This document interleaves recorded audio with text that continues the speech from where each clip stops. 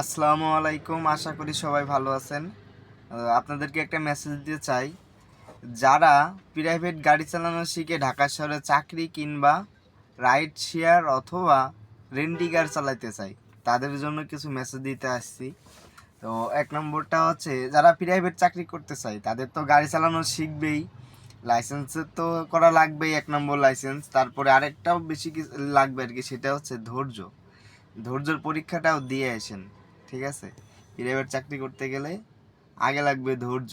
Personal private চাকরি করতে গেলে হাউস ড্রাইভিং বলে যাকে।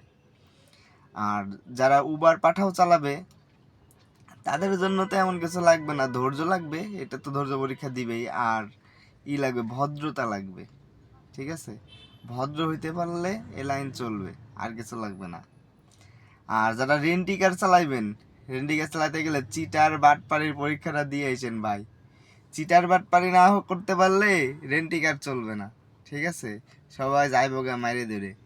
তো যারা এই লাইনে আসতে চান তারা এইগুলো যেগুলো টিপস দিলাম এইগুলো মেনে তারপরে আসেন। আর বিশেষ করে রেন্টিকারে যারা আসতে চান তারা চিটারি বাটপারি শিখে আসেন, ঠিক আছে? ওকে, টাটা, বাই।